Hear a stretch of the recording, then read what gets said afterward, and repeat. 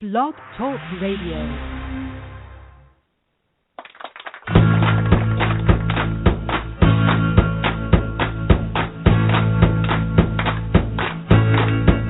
I was a hard drinking sinner with blood on my hands. I was a hard drinking sinner, a gun in my hands, drinking 40 pounds for dinner till I met a big man.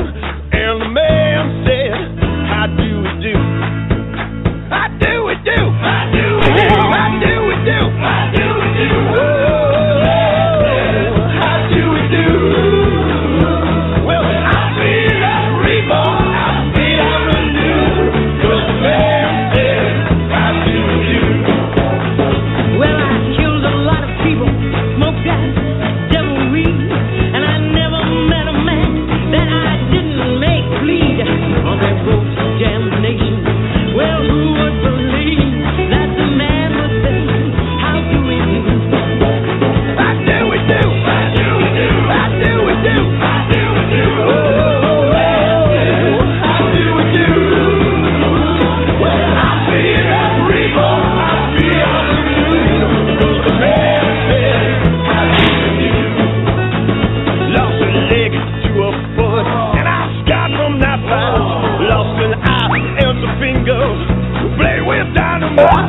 My good eyes witness misery, but I'm feeling alright, cause the man said, how do we do?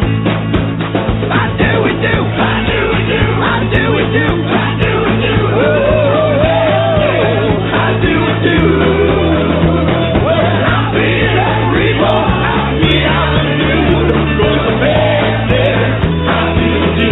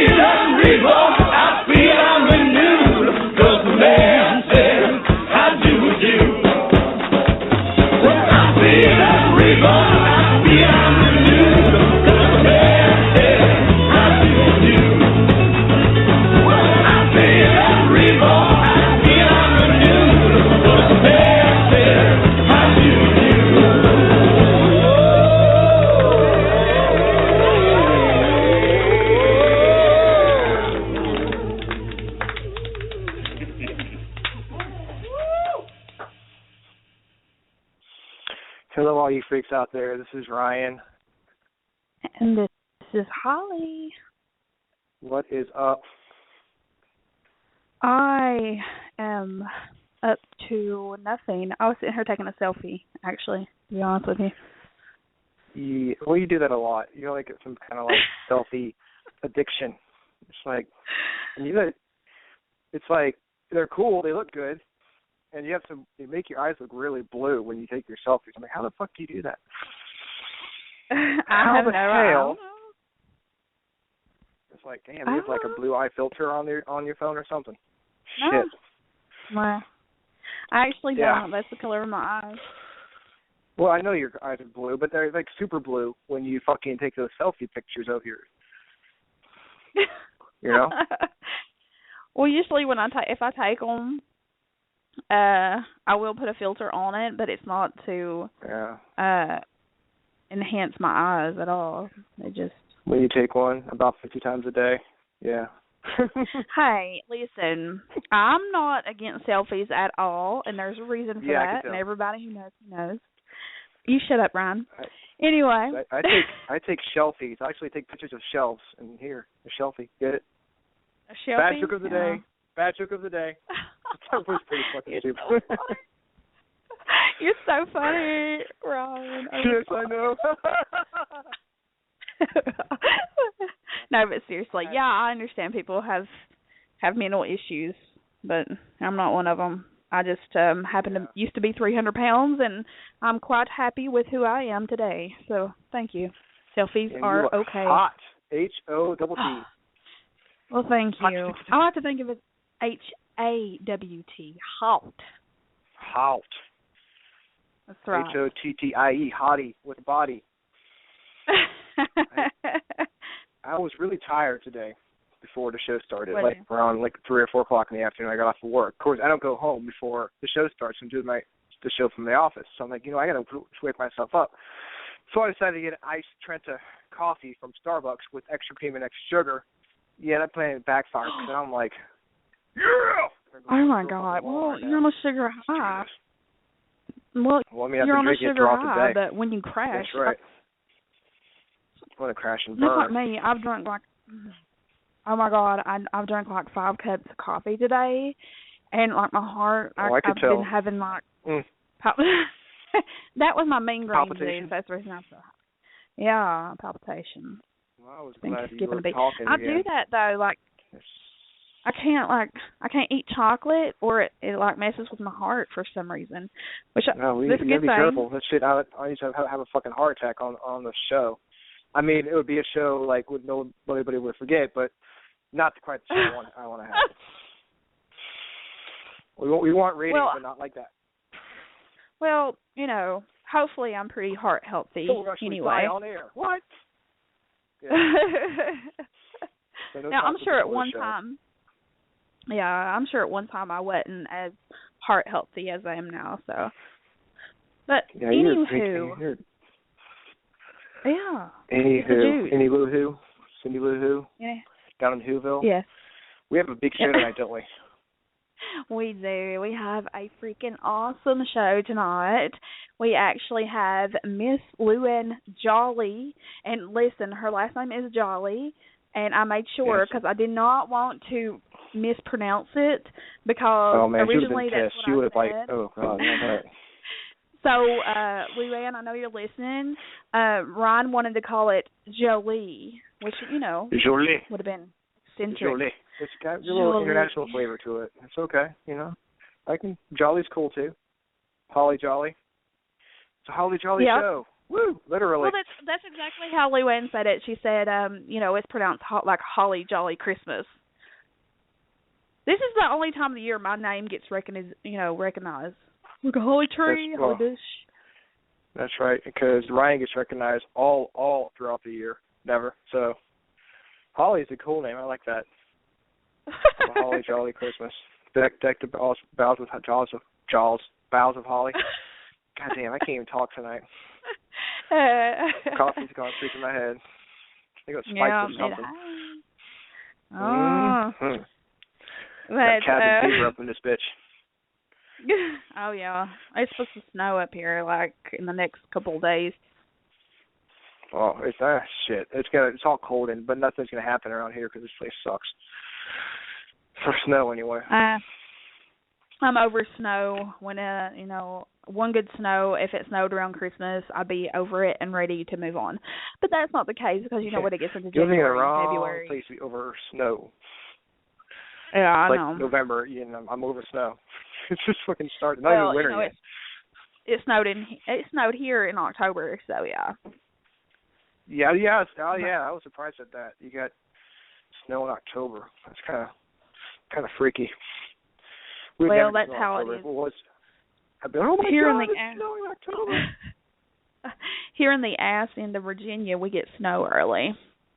The tail end of Virginia. Yeah, well, I was really surprised when you got the snow. Yeah, for sure. So I was going to tell you guys that, our guest tonight is Luann Jolly. She is the founder of Ryan. You want to take it from the top? Yes. She's the founder of the Whaling City Paranormal Ghosts. Whaling City Ghost. And Luann is Ghosts. My bad. Sorry, Luann. Sorry. Luann is an audio specialist, and she is also the author of Dead Whispers. And tonight you'll get to listen live to some of the EVPs that she has captured in the field. And I have these and have heard them, and we've posted some of them to our Freakin' Awesome Paranormal Facebook, so you guys can listen to them there as well. And what we're going to do is talk about these EVPs in our second hour of our show. The first hour, we're going to talk more in depth with Luann about her personal experiences, what brought her into the paranormal field, and more about her group. And I think we're going to talk about the documentary too, Ron, right? Yes, I think so. Definitely looking forward to learning about that for sure. Yes, I'm excited. Me too. It seems like she's got a lot of stuff on her plate, and we're going to talk about it with her, for sure. For sure. I'll learn more about this Bridgewater Triangle. What is that? That's kind of that's the documentary. That's actually coming out, I think, if I'm not mistaken, it's coming out next year, right? That's what I hear. And hopefully we'll be able to get her some viewers off the show, because it sounds like it's going to be a lot of fun, a lot of very interesting and stuff. Because she seems like she has a lot of stuff to talk about, so it'll be fun for sure. Yeah. So I'm going to New England. It's very haunted. Yeah. Sorry. Oh, it's okay. How was your weekend? We're used to it by now. Fuck it. Do you hear me? So I'll hear you. I said, what did you do over the weekend? I didn't hear that part. What did I do over the weekend? I went to Williamsburg on Sunday for the Grand Illumination thing they got down there. For Christmas, first Sunday of December, they have a big party down in Williamsburg, Colonial Williamsburg, and they have fireworks, and they got the fife and drum corps playing music, people singing Christmas carols and stuff. And so I went down and went to go see my best friend, John, and his wife, and we kind of hung out. So that was fun. What about you? Awesome. Well, Sunday I also had some events going on. We attended the local parade, took the kids to that, and then afterwards we took them to a magic show, and they loved it. Oh, cool. And I love magic. That's awesome. It was actually to raise money for the local Christmas Angel program that they have through the school, and they was actually short this year on sponsors, so they held a magic show to raise money for that, and I reckon they raised over $2,400. So that's really good. That's pretty cool. Yeah, and it was short notice on the event, so it was really good. Wow, that's cool. Going out and seeing sorcerers and wizards and witches and warlocks doing their thing. Magic. Oh, but they made sure to mention at the beginning of the show, because it was, Christian magicians, that magic is holy magic. Yeah. Well, they were sure to mention. What? You know what I did today? I watched a movie, an epic adventure of the Black Mountain Paranormal Society at the Wise End. Oh my God! You watched the video. Edge of your seat thriller, guys. You want to watch something that will blow your mind? Check it out, because there's some shit I saw. I'm like, oh my God, intensity. Well, thank you. Wow. I think it was, was it the part where Gary was playing with the rods? Yeah, when Gary plays with his rods, which really sounds sexual in nature. Yeah, I love watching Gary play with his rods. Listen, it's so hot. I tried to play with the rods and I couldn't. I laughed the whole time and I was being so perverted about it. But I play with the rods. Yeah, but I'm going to cut us off right now because I think we have our guest on the line. Oh, hell and yeah. Yes, I'm going to go ahead and screen the call to make sure. Okay. Well, while Holly's screening the call, I'm going to tell you what I am about to go back into the studio because I'm outside because it's cold. And I'm going to grab my coffee. Yummy, yummy, yummy. Take a swig. Oh, yeah. Wish it was a shot of fucking tequila, but, coffee works good, too. Okay. I'm back. Well, and I want to, me and Ron want to say, and yeah, that's what we're going to say. Yeah, we do. Yeah, spit it out. Yeah. We want to welcome to the show, Miss Luann. We want to welcome to Luann Jolly. Hey, hello. girl. How are you? Hey, good to finally be here with you guys. Hello, how are you doing? For sure. Doing great. How are you doing? I am freaking awesome. That's like to there hear. You go, girl. You know how to answer. Oh, yeah. You betcha. Well, did you have a good weekend? How was my weekend? It was pretty good. Yes, it was ma'am. quiet cool. this weekend. Oh, that's good. Nice and relaxing. It was actually a good weekend. It's hard to have a relaxing weekend this time of year. Oh, tell me about it. Well, see, I'm not crazy, though. I won't go shopping on the weekends. Oh, yeah, that's insane. That's insanity. Go early, like early weekdays, and you're fine. Yes. Yeah, I made the mistake of shopping on the weekend, and it was just, oh, my God. Put me in a straitjacket because I was crazy. Yeah, I'm going to be one of them. I'm going to be one of them last-minute shoppers. That's going to be me. I'll be out there with you. Yeah. I'm like Christmas Eve. I'm like, oh shit, I have to go shop. I'm buying stuff for my daughter for Christmas at the like the fucking convenience store. Oh, I gotta buy candy. Oh shit, everything's closed. I'm like, crap. I'm not I'm that a bad dad. One year that happened, just one. So, Luann, we're going to go ahead and jump right in because we're excited to have you on the show tonight. Woo. Yes. That's how we go. We jump. That's right. Yeah, we jump. No holds barred. So, Luann, I'll go ahead and... I should have given you some of the... What was that? No, go ahead, darling. Oh, sorry about that. I said I should have given you some of my nice swearing audio clips then. Oh, yeah. So, we're very laid back here, so you can say nothing, everything's... Nothing's off limits. Exactly. But I'm going to go ahead and start. Yeah, you'll hear all kinds of funny stuff. Freaky stuff. That's what's called the Freakin' Awesome Paranormal Show, I guess. The name fits. But I'm going to go ahead and start us off. Luann, I'm very interested. I read your bio that you sent over to, me and Ron both read it, but for our guest who really is not familiar with you, we want to get your background. Growing up, did you have or do you have abilities, and what kind of experiences did you have growing up?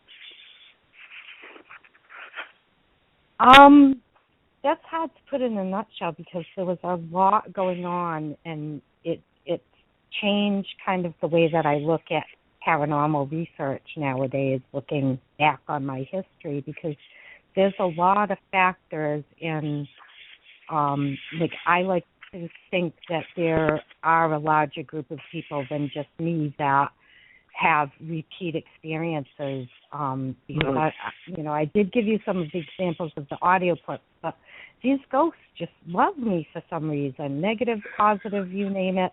They come out of the woodwork, for crying out loud.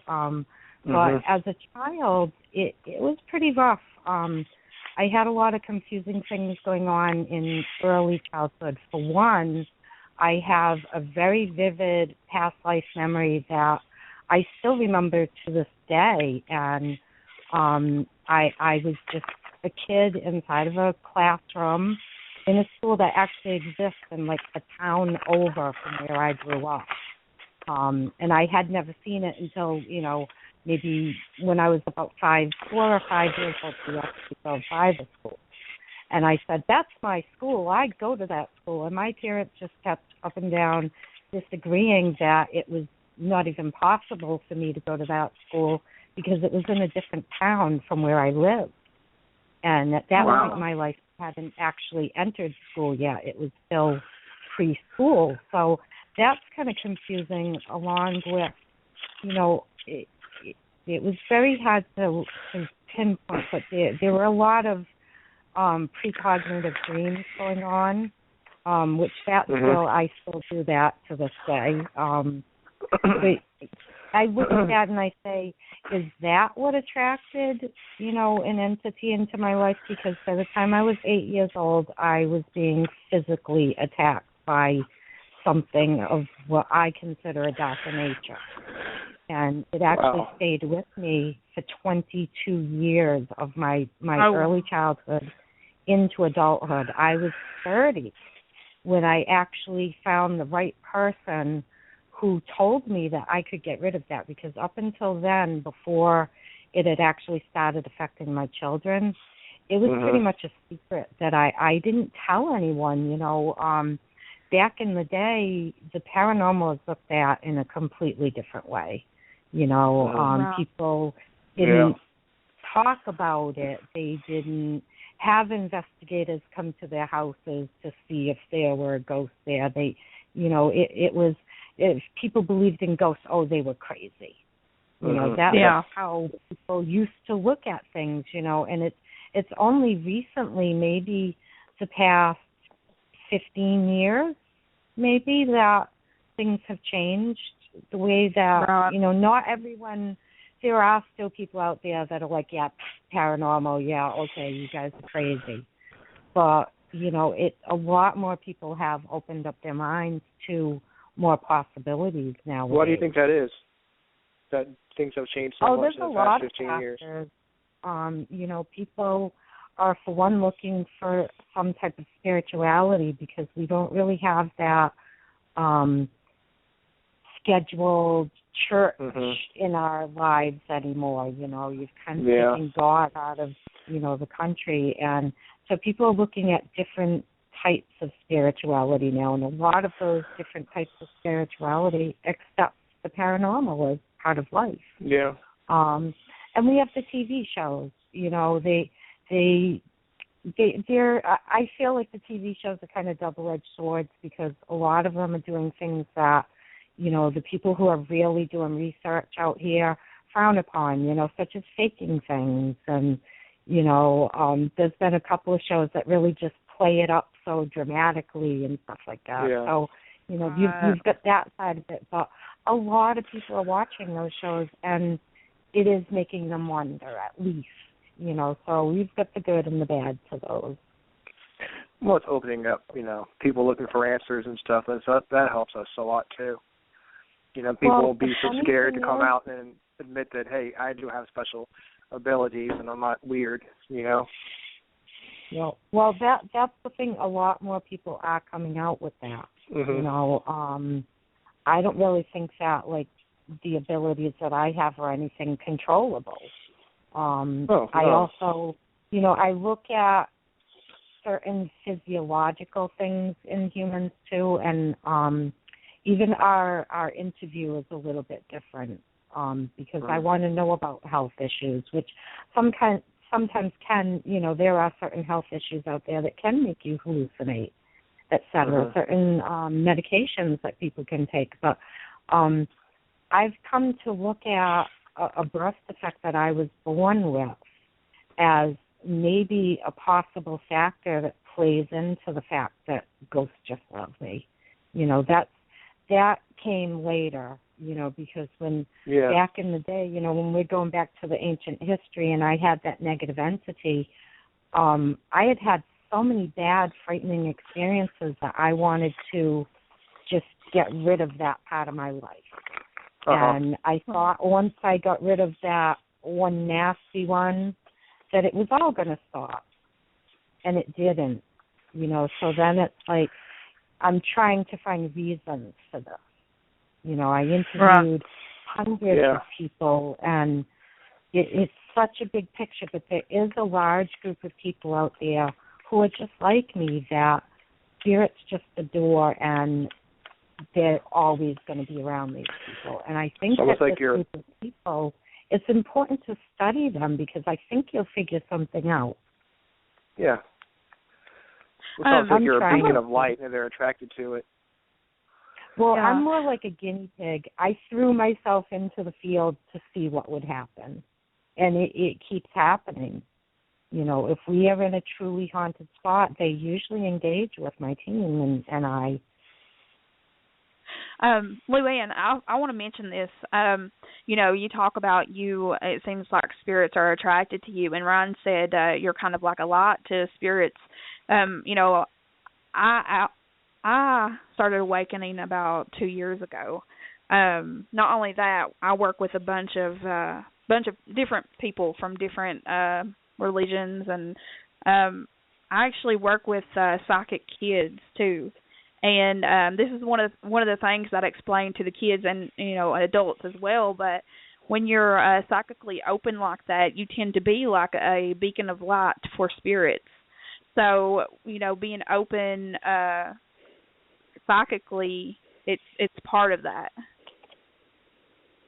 Definitely, you know, that's why, because there's things that I have done over the years. I tried to learn to close myself up, to block these things out.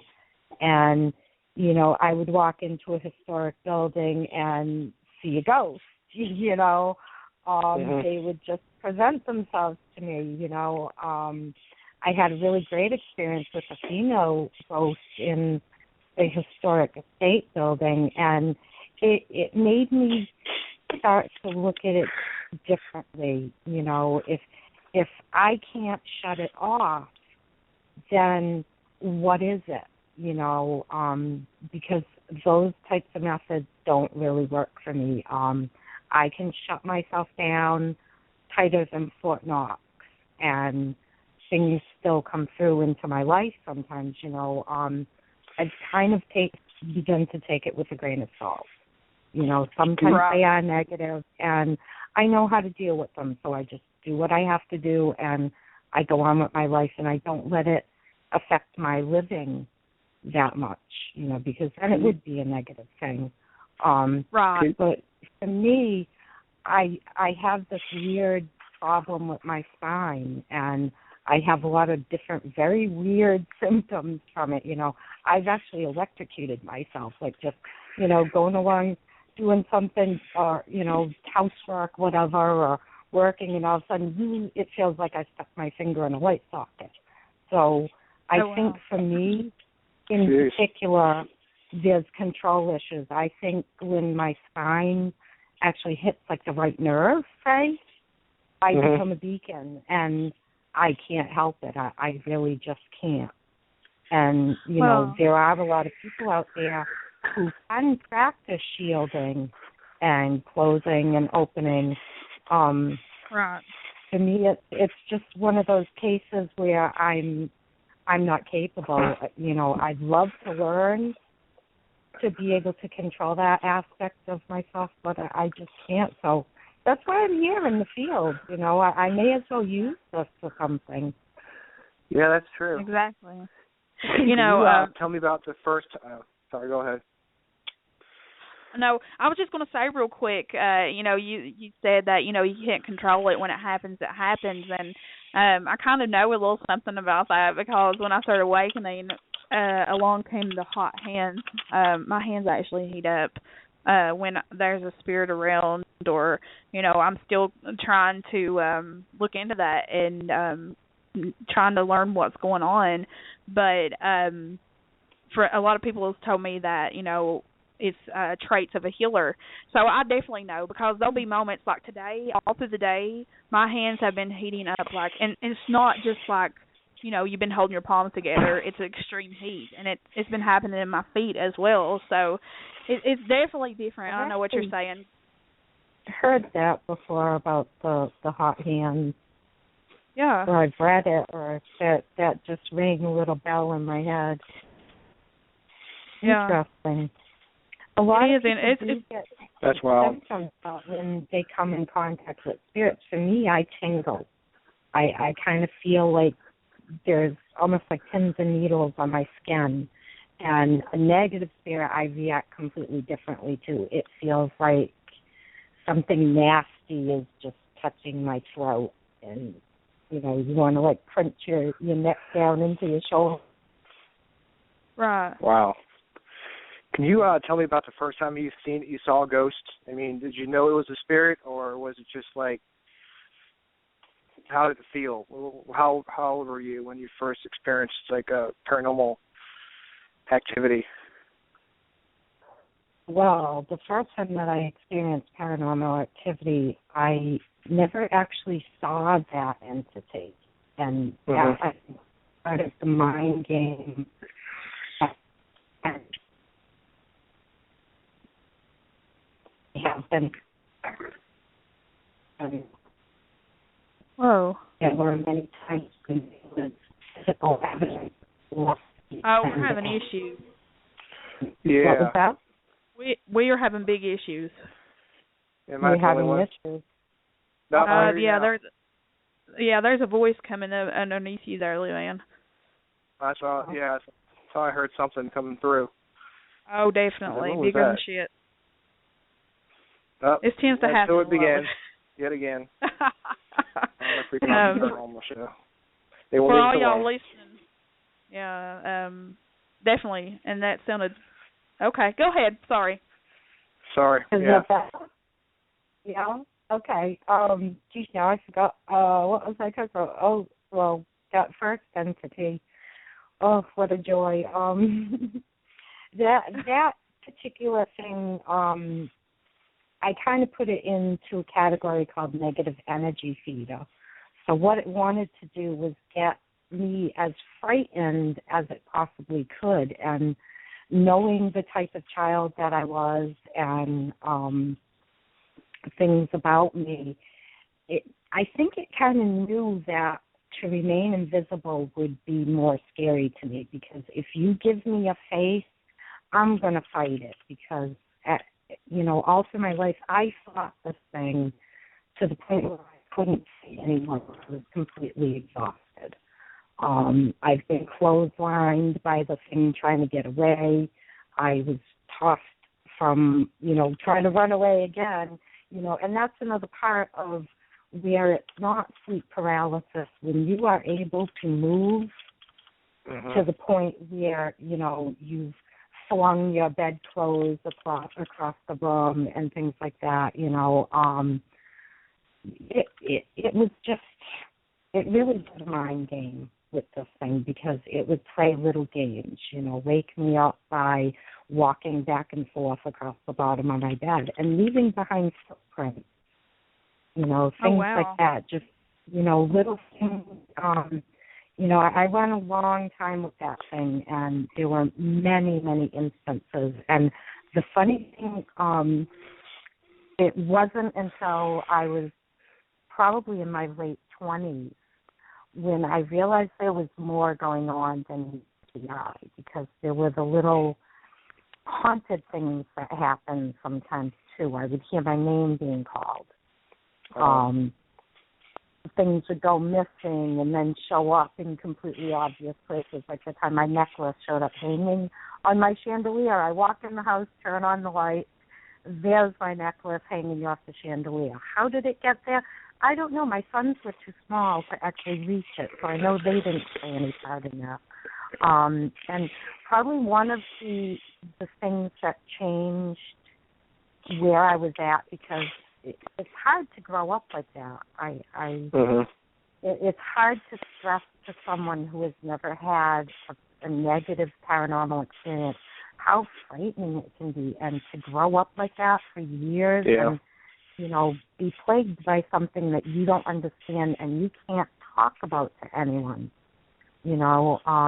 It's very difficult. But there was this one night where it just kept tormenting me and attacking me in my bed. It was playing games as usual, and I got up out of my bed and I turned on all the lights. Oh, geez, and forget to tell you, when I woke up the first time and this thing attacked me, it took me a while because what I had to do was completely release my fear, which later on I understood when I released my fear, it had no power over me anymore.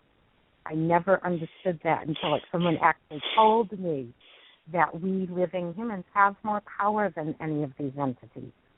This is our place, not theirs. But as I finally, am released from this thing, I roll over in my bed, and there is my blanket shaped like the Grim Reaper. And it's and I grab the damn thing, and I throw it in the corner, and I go into my living room. Wow. I turn every single light in the house on. Oh, yeah, and I'll I blame sit you. there for a while, and I'm afraid to go back to bed. And I finally say, I'm just letting this thing win. I've got little boys in bed. I've got to get some sleep so I can, be with them tomorrow. And I go back to bed. The same thing happens. I fall asleep. The thing starts walking back and forth across my bed. I fight it for a while until I realize, I'm fighting something that I can't win against. I can't even see it. And I let myself, it's hard. It's a very hard thing to do, let me tell you, when you have something holding you down physically. And I get up, I look down, that blanket was back on my bed shaped like the Grim Reaper again. And I'm like, no way. So you saw the blanket walking around like the Grim Reaper? Nope, it was just laying down on the bed, shaped like the Grim Reaper with the hood and the black spot where its face should be. Like, it did it just perfect. I wish I had a camera back then, because we're going back quite a few years to just take a picture of that damn creepy thing. So I throw the thing on the floor again. I'm like, you know what? This couldn't have happened twice. I had to have been dreaming the whole time, because that was giving me a rational explanation for something I didn't explain. And I go back out into my living room. I sit down, and I'm saying, yep, it was all just a dream. None of these things ever happened to me. They had to have just been a dream. And I'm sitting there, and I'm trying to convince myself of this. And that was when I looked up and realized all the lights were still on in the house. Because the first time when I went back to bed, I was afraid to go back to bed, so I left all the lights on in the house. And the hell with the electric bill. I was scared. And it just sunk in like, I have to do something about this. This can't go on forever. So what I do is I lay down with my face in the couch, because I'm not going back in that damn bed. And I just whispered, I wish someone would help me. And that was when all hell broke loose in my freaking house. It was crazy. It was like wind and whispering, and I had these like closet doors in my kitchen in the hallway that were like steel, metal, aluminum, something like that. You heard things banging into those doors. And I'm like buried with my face in the couch, too afraid to look. This is all happening in one night? God. This happened all in one night. And it was the first time I actually asked for help. And later on, as the sun came up and everything got still again, I really started to realize that it wasn't just one bad spirit in my life. There were other spirits, and they were in the house that night kicking the crap out of that thing. That's the only explanation I can come up for when I whispered and said, I really just need some help. They were willing. You think the spirits, they were protecting you from the evil spirits, the good spirits were? They were trying to protect me. Well, the funny thing is I didn't realize until years after that event that there are a couple of female spirits that I think have probably been with me since I was a child. Like your spirit guides? I'm not sure if I sent you the EVP entity because I think that's actually one of the spirits. That's the little girl. I've been calling her Emily, and I'm not sure, but I think that she's been with me since I was a child. And you do have the Defier the Beast audio clip, and that actually came out of the house that I'm living in now. Cool. But that little sweet. a little girl who says entity, and I think it's that little spirit telling me there's an entity in my house. Yeah, well, you know, that's spirit guides come in handy. They do actually, you know, because it's a bigger picture now than what I used to look at as a child. There's just so many possibilities that I'll never probably have an answer for, like, what actually has always been happening in my life. I mean, I can guess and I can say that I think they guess, you know, guess ghosts. But, you know, do I have anything scientific that I can prove this to you? I don't. You know, I have thousands of audio clips.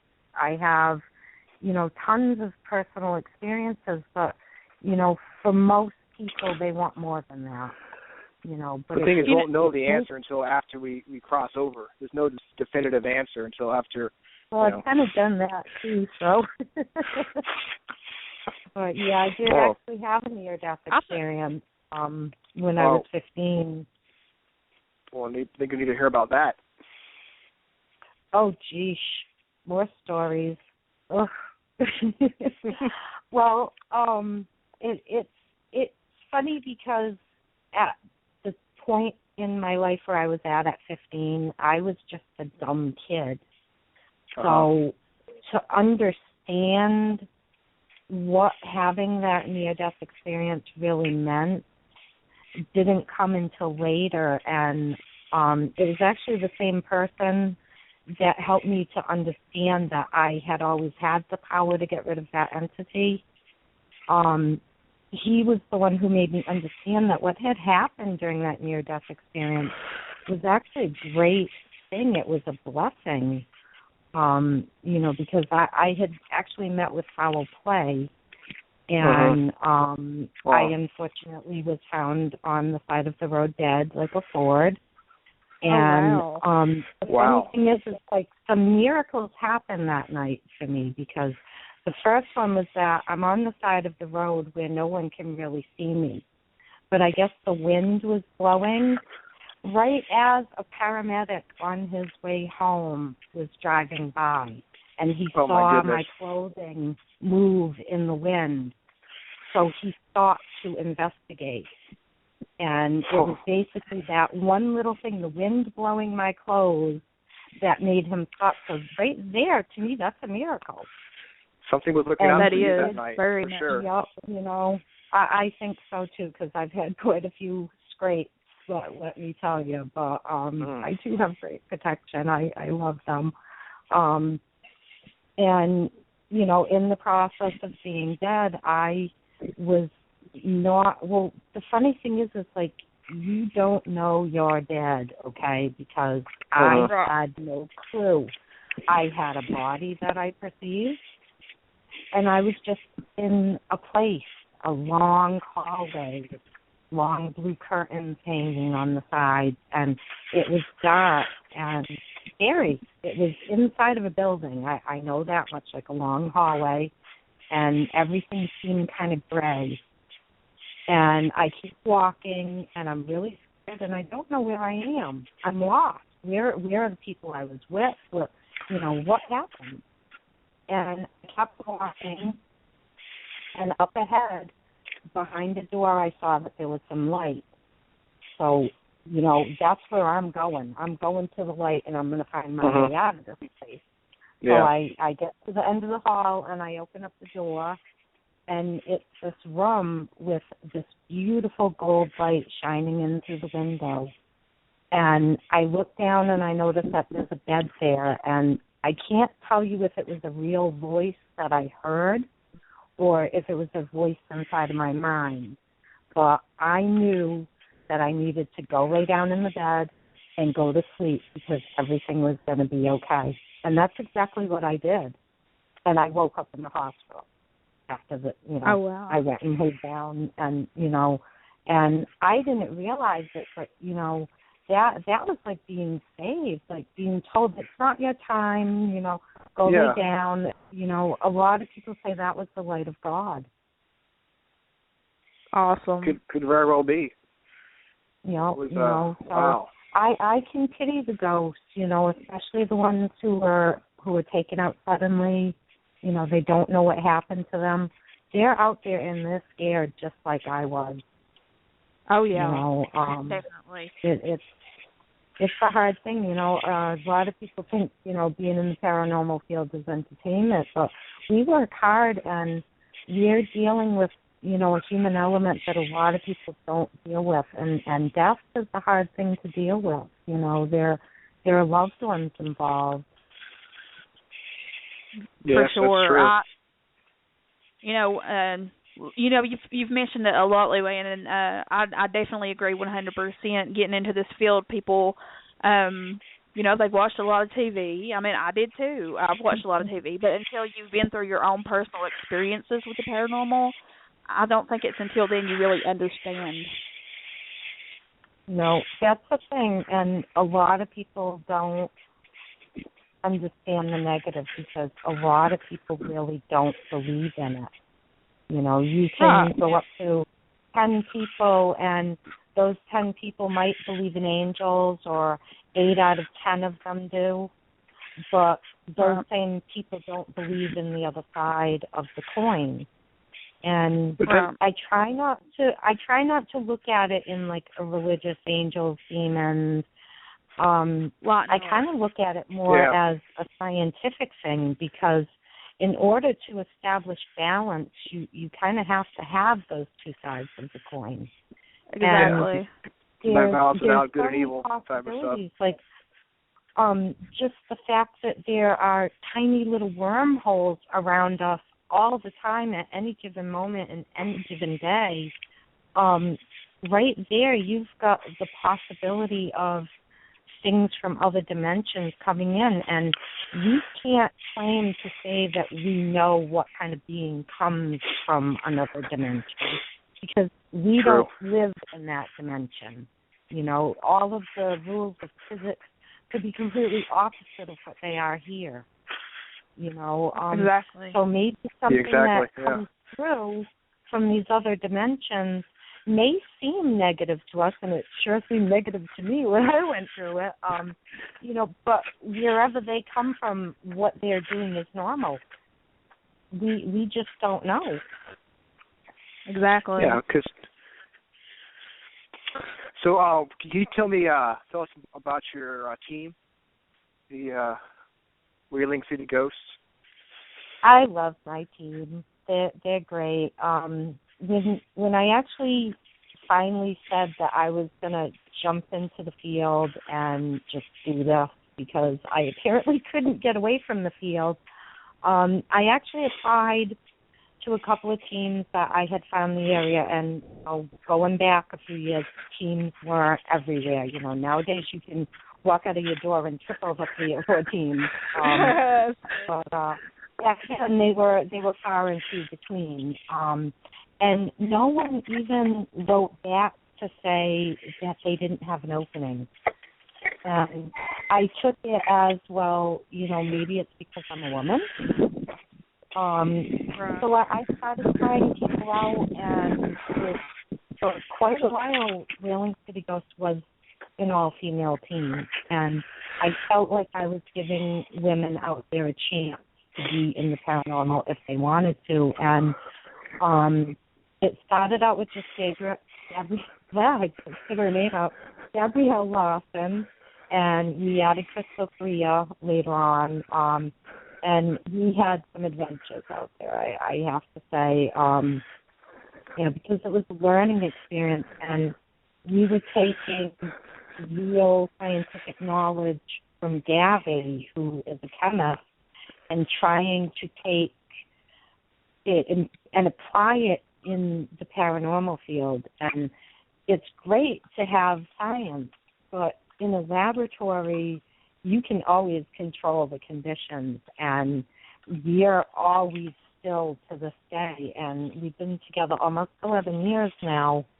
We're still kind of trying to fit science into the paranormal with different things. Now, here in 2014, we're not all female anymore. We have added a couple of men, so we're co-ed now, and a few more team members, and we kind of all have our jobs. And the funny thing about Whaling City Ghosts is the right people just sort of fell into my lap. I've never really looked to recruit. I've always wanted to remain on the small side because I feel like it's more intimate. There's less chance for evidence pollution with, a huge team running around all over the place. And we've become like a family. And I think for the human spirits, they understand that, and they're a little more willing to come out and actually talk to us. Probably because they feel comfortable around you guys, because you feel comfortable around each other. You give off that friendly vibe, Yep. And when it's more like a family, you can feel it because we love each other. We are like a family. And, there are times when we have negative cases, but on the most part, they're positive cases, and a lot of these spirits are aware, and it's just so interesting to be able to actually interact with them the way that we can sometimes. Now, when you go to a haunted house or a house that has activity, and there are different ghosts from different times haunting the house, like say someone died a couple of years ago, another person died 100 years ago, do you think they interact with each other when they're in the same plane? Lord. Or I have a great example for that. I didn't send you any of the Dick EVP, but I'll have to throw some up on your page sometime. We actually have a house out in Dartmouth that we've been investigating since like 2004 or 2005. I'd have to look in the case file to actually remember. But for quite a while, because it's an active house, and there's actually a lot of factors of the land, the history, the pollutants. I think that the owners actually play a part in the haunt, because I think they're also attractive to spirits too. They're nice people. One of the homeowners actually works in real estate, so he's constantly going in and out of houses that are possibly haunted and bringing things home. But we've had quite a bit of activity in the home. Tons of great interactive EVP. They know my name, put it that way. Wow, that's cool. I've seen physical manipulation in this house. The owner, we knew that there were children in the house because of the EVPs. I mean, I had gone just before this investigation to interview one of the homeowners again, and I mean, not even 5 seconds within me turning on the recorder, you hear 3 little girls like singing out my name. Hello, Luann. Hello, Luann. Hello, Luann. And we know there's kids in the house. So she went and got some animal crackers, and she put them down on the floor, and she said, here's some animal crackers in case you want them. And no sooner had she, sat down, of course, the video camera was not pointing at the animal crackers at that point, but as soon as she sits down, I swear to you, these animal crackers came up 4 inches off the ground and then dropped back down. We all looked at each other like, whoa. Did we have the camera on that? No, but, everyone saw it there. So it's an active house, and we thought that it was always the same spirits, but then it started becoming apparent that some of them had accents now. We recorded some Wampanoag, which the Wampanoag were the people of the Morning Light, the first people here that the settlers met, and the whole false Thanksgiving thing story that they tell people in school, but we recorded some of that there, some of their language, Tukwak, which means male deer. So there's a lot of activity in this house. Oh, wow. You know, a little bit of time went by, and what we do, and the funny thing about the house, it's not even 25 years old, maybe 25, 30 years old. It's never had anyone die in it. Right. So you're not looking at a house where multiple people have died. Now, it has been a little while. We what was that? Oh, it's definitely the land over there. Yeah. We hadn't done them. We usually do them 2-3 times a year. I've been trying like different, just combinations. Well, it's a full moon in winter. There's, you know, solar flares going on right now. Let's go see if it changes the activity. You know, just kind of seeing if there's anything that makes a difference in the house. You know, because they're not bothered. The spirits don't bother them. They very seldomly hear from them or see them. They do, you know, have the occasional walking noises, and they do see, you know, shadowy type apparitions sometimes through the house, things like that. But, you know, nothing threatening or anything like that. So we hadn't been there for a while, to get back to the whole main original story. And all of a sudden, we have this new guy who is telling me, get the fuck out. I'm just here interviewing the homeowner. I mean no one any harm, and it actually kind of hurt my feelings a little bit, because usually human spirits are nice to me. And they say, hi, Luann. You know, I've even got one that I think I sent you guys where they say, I love Luann. You know, I'm used to that. And this guy's telling me get the F out. Jeez. So after somebody has issues. What was that? So somebody has issues.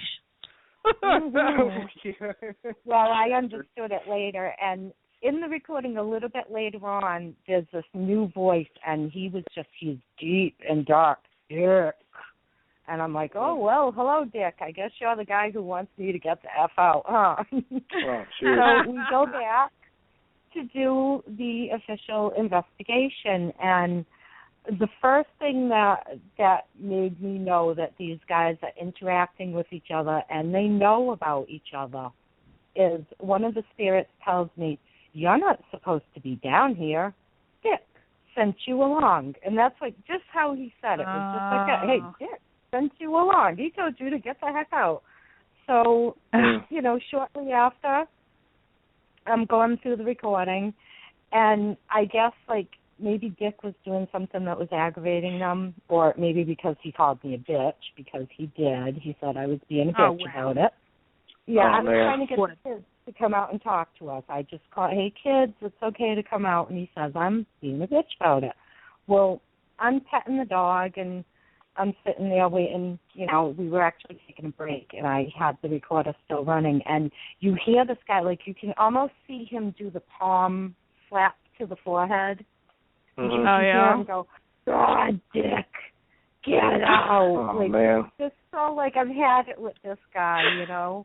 Wow. And there's a point in the recording where one of the little girls, and I've heard her voice many times. I don't remember if I gave you the Hello Tara one.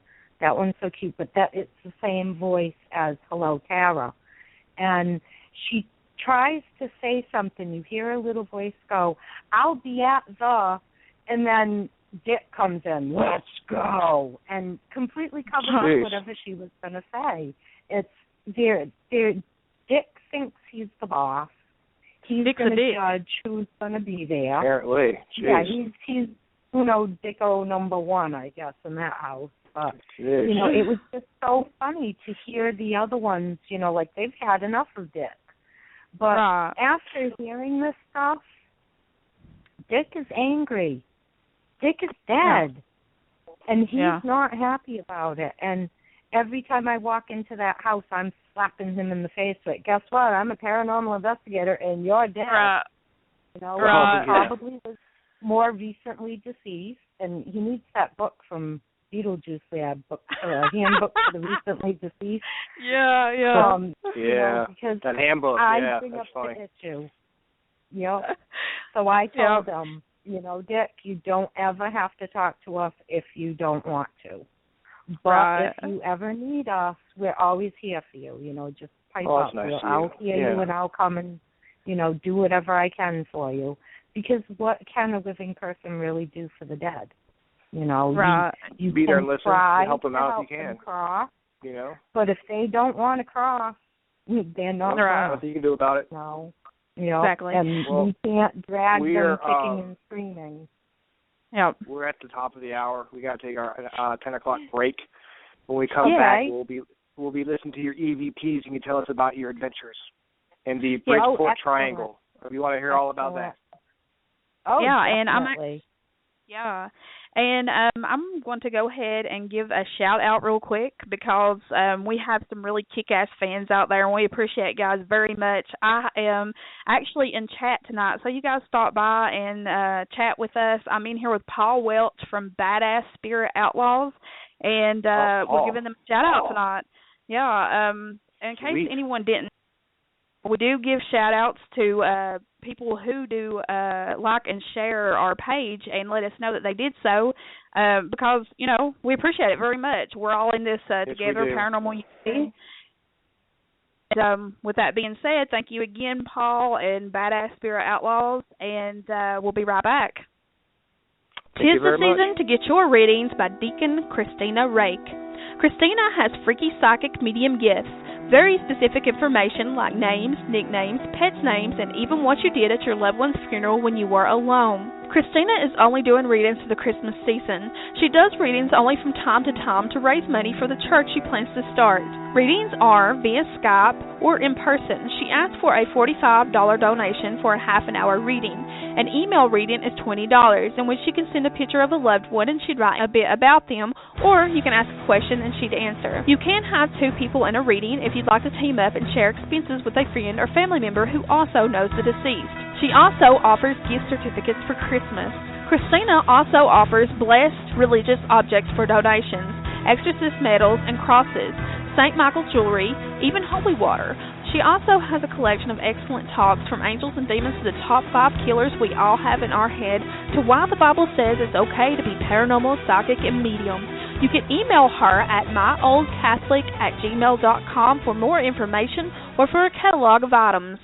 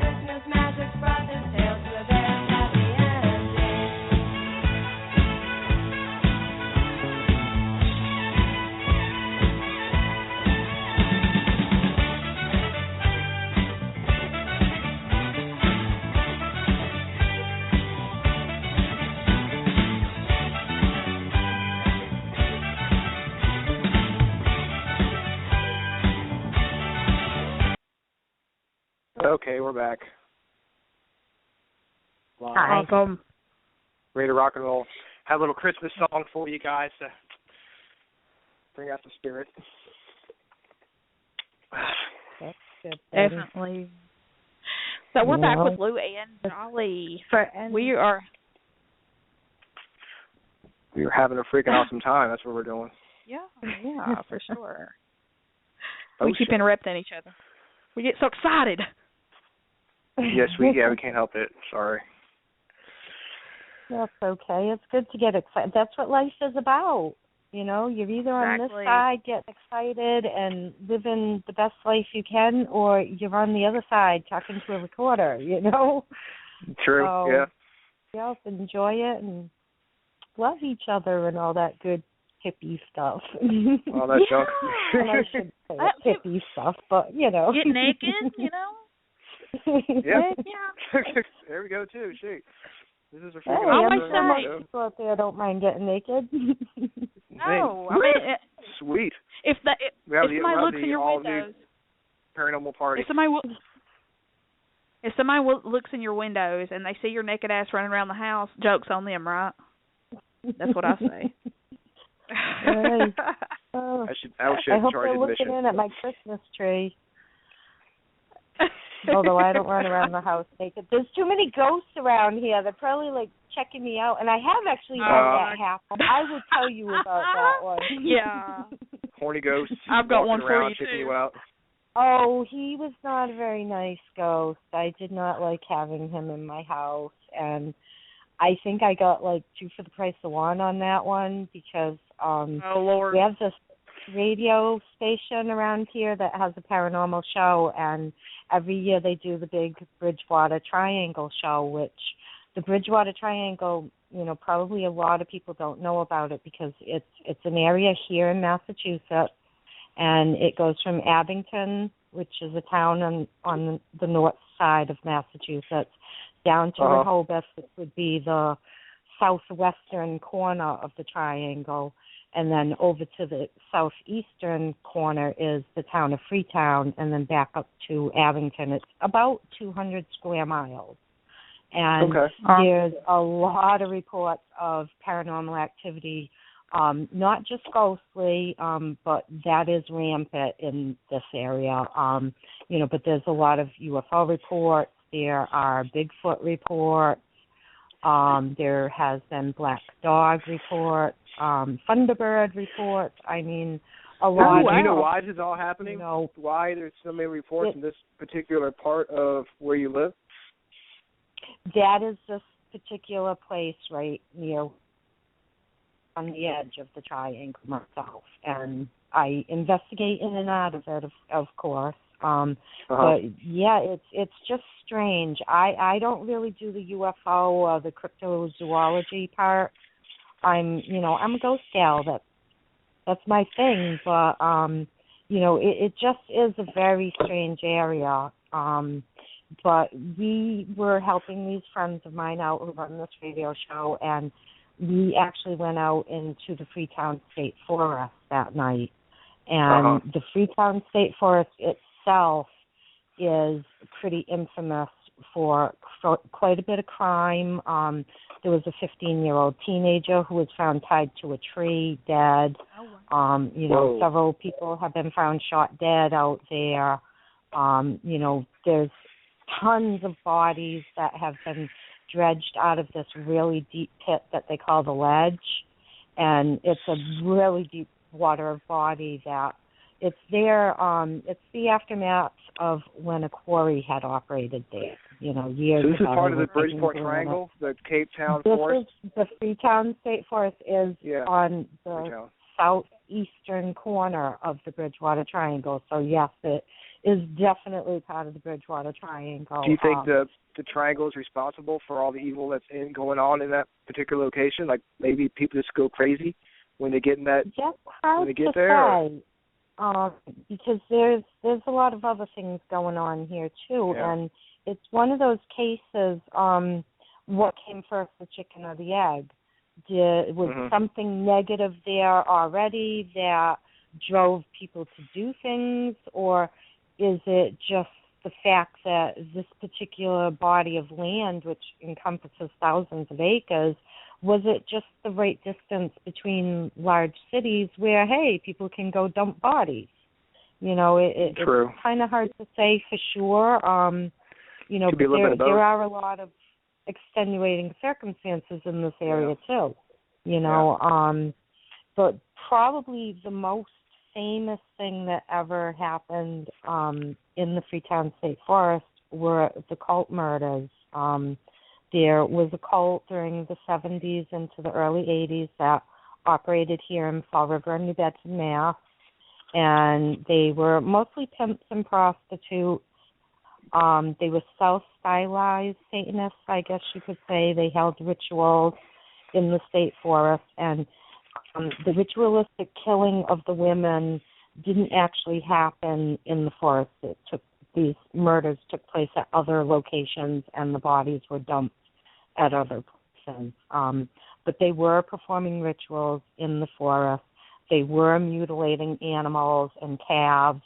They were desecrating graves and taking human skulls and human bones and, using them for these rituals in the state forest. And there's actually a shack. It's pretty much rotten and has caved in and everything since the cult days, but it still exists out there, and it's creepy. Some friends of mine actually went out there and took pictures of it, and they have this little chair that's made out of logs with like some scrapings in it, and the chair is like tiny for a little 3-year-old child. And the thing that when you see that, you're praying that these sick people did not have their hands on children too, because there are stories about the Satanistic, ritualistic abuse that they do of children. So, that still haunts me to that day, that little chair, and praying that, didn't happen. But, these were messed up people. One of the murders, Karen Marsden, she was never found. They identified her by skull fragments and the jewelry and the testimony of one of the cult members who turned state witness. But, this happened out there. And the night that we went out there, because I grew up in this area and I heard about the cult murders, and there were times back in the day when I'd be out there riding horseback and you'd just get this bad feeling. It'd be like, ooh, just take off, It's got a bad reputation. The night that we went, we actually went to what's called the Profile Rock site, and that is where there is a naturally formed profile that they say looks a lot like the great Chief Massasoit, who was the chief who actually made peace with the settlers and became friends with the settlers and helped them get through their first winter and all of that in history. And said that his son, King Philip, who is the person that the King Philip's War was named after, where they basically almost completely decimated the Wampanoag tribe here in this area. We go to this rock and meditate at the profile because it looked like his father. So, Wheeling City Ghosts, 2 of us women went out into the forest that night alone under a full moon, hoping that by going to the Profile Rock site, we would be able to have some contact with the Wampanoag spirits. I have had some encounters with them in the past, and, they're good spirits. I to this day, cannot express enough how it changes your heart to see what these people went through, and that the ghosts that actually lived through those experiences where, their whole people were sold into slavery or executed are still warm and kind enough to accept, the white people, us. I can claim a little bit of Indian in me from, my Canadian heritage, but, I'm not pure blood. Yeah.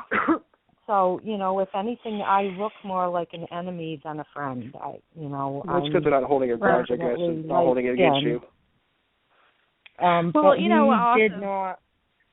What was that? I was going to say real quick too, Luann, is I don't know if you agree on this, but I definitely have seen it in the field, but when you go into a location where there are spirits around, they have a tendency of already knowing what kind of person you are. In general, despite of our indifferences when they was living, that they can sense whether, or they know that whether we are good people or not. I think that they basically can see a lot more about us than we can see about each other. Yeah, definitely. And that's partly why I think the spirits like me a lot, because I'm just a big sweetheart. I can't help it. I feel sorry for people. I'm too motherly at times. So, I think they pick up on that, and they know that I'm like an ear that's going to listen for them, and try to understand. But we actually that night, we did not get the Wampanoags. We got a girl saying, "You will serve Satan," like she's singing it, and we actually asked one of the murderers, who is still in jail to this day. His name was Carl Drew. We recorded that name that night. Wow. We didn't record anything that was any way, shape, or form positive, put it that way. And that night, something followed me home, and it's the history of my life. I can't look back and regret it. I have to just say, this is my life. This is what happens. Wow. But it was not fun. I do believe it was two separate spirits, and one of them was some type of negative entity that its activity only came out at night, and with a human, possibly one of the cult members that died in prison. And there were a couple of them that are passed away, that it could have been one of them, I believe. And he did his thing during the day. He would whip stuff around. He'd walk about the house. And one of the days, I guess me and my son actually both had some shower experiences, because for my son, he was actually in the shower, bathroom door closed. He was probably about 17 at the time, I'm in the living room vacuuming, and all of a sudden the door in the bathroom just goes flying open, and the shower curtain rips to the side all at once, and my son is in the shower all offended, covering himself up and dancing. Mama! Oh my God. He actually opens his eyes and realizes that I'm over here in the living room, and he just looks at me and he goes, "You're fucking ghost." And he closes the shower curtain and goes back to his shower. Because, my kids have grown up with paranormal activity from birth, practically, and they can't say it's on me because they're little ghost magnets too, those two. But anyways, shortly after that had happened, I take a shower. I put a towel on my head. I'm alone in the house, so I walk into my bedroom, and I sit down on the bed because I'm going to open up my drawers and get some clothes out. Well, I look up in the mirror and watch a man walk across the other side of my room. And I couldn't help it. I was like, that's really rude. Don't do that again, because I really don't like them to cross my lines, and that's kind of crossing one of my lines. Peeping Tom going on there. Yeah. I'm naked. Damn perverts. But those are the weird, shower experiences. Well, that's funny. I got to tell you this one real quick. One of our clients, one of the families that we work with, we're really close to them. We're, you talked about being really close to your team members and having that bond with them, and I think that's kick-ass, because that's something we all need in our teams that we are on. But it was funny because I was talking to them on the phone one day, and they have a daughter who's 13. She's autistic, and she's also a medium. And me and her are really close. I'm like mother hen. I'm like you, Luann. Like I'm just like a sweet, loving person, and I mother everything, But it was funny because there's a spirit that's been between houses, because my youngest son was actually he's open, and my middle one, he's very open too. But anyway, she said that the spirit was around me and that he had told her that I do some weird stuff when I'm home alone in my bedroom alone. Ooh. Yeah, so you talk about being red-faced and going, holy shit. We know you know what you do. You sit there in your room, you read your Bible verses every night, and I know you're a good, wholesome. I can't do the straight face. I'm sorry. Anybody that's listening to you say that right now is calling bullshit, Ryan. I couldn't get all the way out without laughing. I couldn't say it with a straight face. Oh. But you know what? You probably corrupted that spirit. Some EVPs. I did. I corrupt living and dead. Let's play some EVPs. Yes, I have some here, and I want to go ahead and start with the first one, Luann, and I'll let you tell a little bit of the background before I play it, and then you can explain it afterwards. The first one I've got is with the spirit saying, Mommy. Which one is that? Does that have a reversal to it? No. No? Oh, I don't remember that one. You want to hear it you first, and then maybe... Yeah, if I can. Let me look in the folder, too. Okay, I'll go ahead and play it, and then we can replay it. Okay.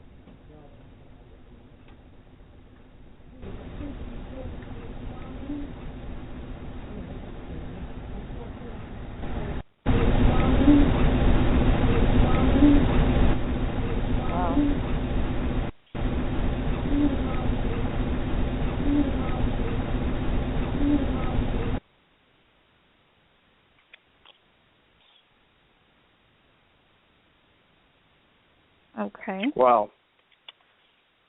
Yeah, that one does have a reversal. Yeah, I've noticed that a lot of times some of the weirder EVPs or just things that sound so innocent, if you take them and you actually reverse them, they're not so innocent anymore. Like that one just sounds like a sweet little boy with Mommy. And, then you take it and you turn it around, we want you. And, that to me isn't that innocent. We want you. That almost to me it's borderline negative for me, and I'm gonna this particular house I'm going back to because I do actually need a little bit more, but I'm gonna do a house blessing on that one. Where's this house? What is that? Near where you live? Where is this house? Is it near where you live? This is Lakeville, Massachusetts, and that I believe is also in the Bridgewater Triangle. It's like right on the edge over there, so I would say it's probably in there. And Lakeville is another place where there's a lot of paranormal activity going on too. Awesome. Wow. Well, I've got another one lined up here, and I listened to all these personally before I uploaded them to our studio, but this one is called The Long Sea. And I'll go ahead and play it. That one's weird.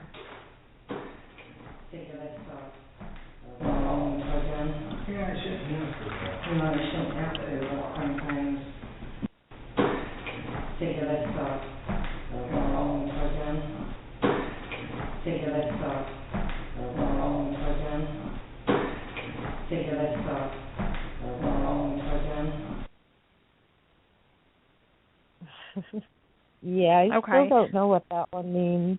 That is actually the house in Dartmouth that I was telling you about before, where there's a lot of activity, and it's not the house, it's the land. There's, that land goes back to before the settlers were here, the Wampanoag. There's a river that runs through the property that actually the Wampanoag would pull their canoes up to when they fished and they hunted over there. So you're going back, pre-1600s for thousands of years because these people lived here before anyone else settled here. So you've got that. There's a lot of history.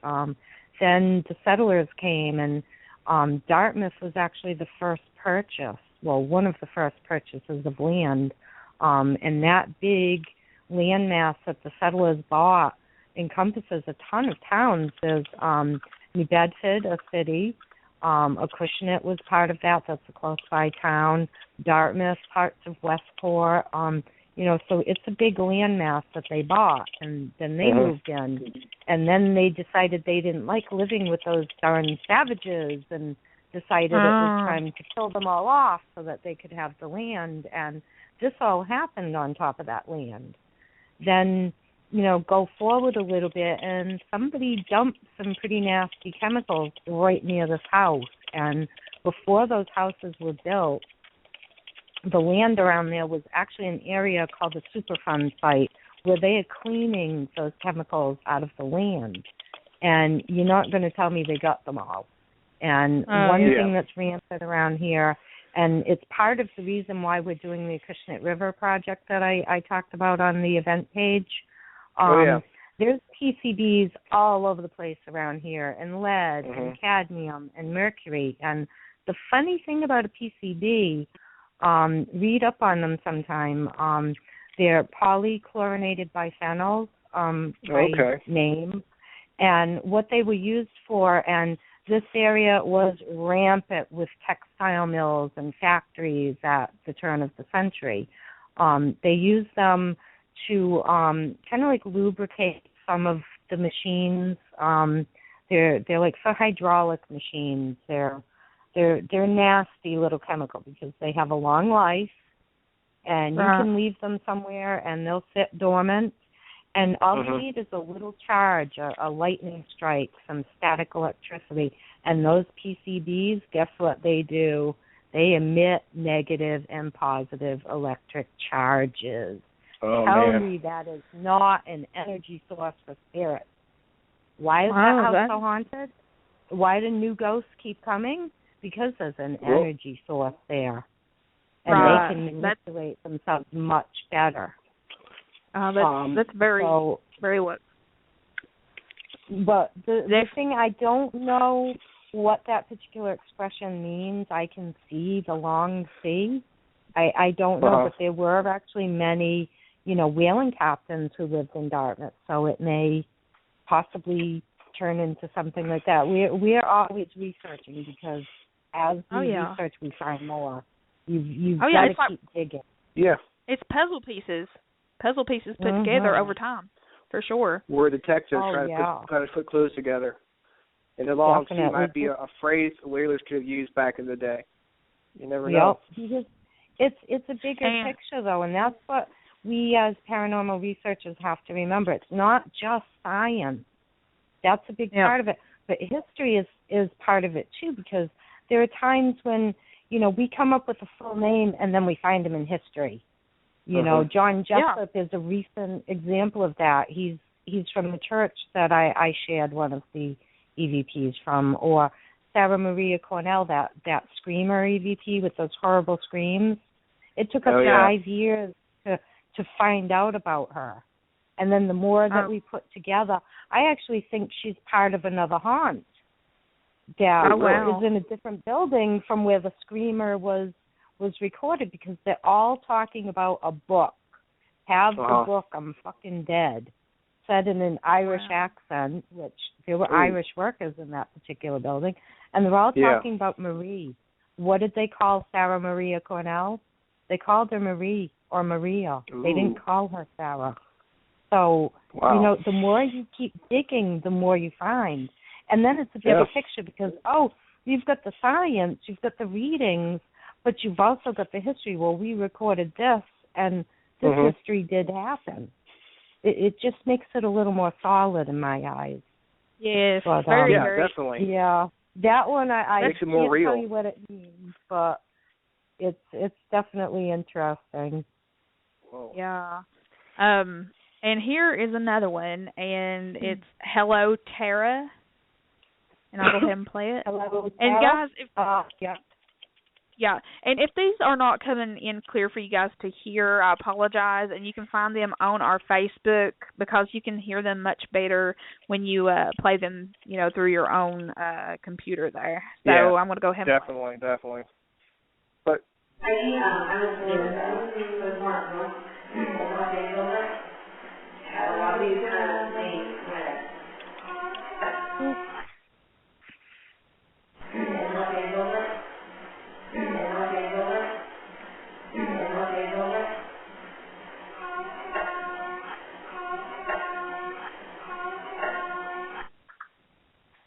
Lenton's very self-explanatory. You hear the little girl there. Oh, yeah. I love that one because it's really one of the most interactive. Like, I'm sitting in a corner, and I feel like there is a little girl behind me. And it was actually in that same house in Dartmouth I was just talking about. And, yes, there are some children there. And we were all taking a break, and as you can hear, everyone else is across the room, and they're looking at a map of the area from, I believe it was 1870s, with all of the names of the people who lived in the houses in the area. And one of the girls was looking at it and saying, oh, well, I was born in North Andover, and what she was talking about was all of these names were some of the same names where she came from throughout history. I gotcha.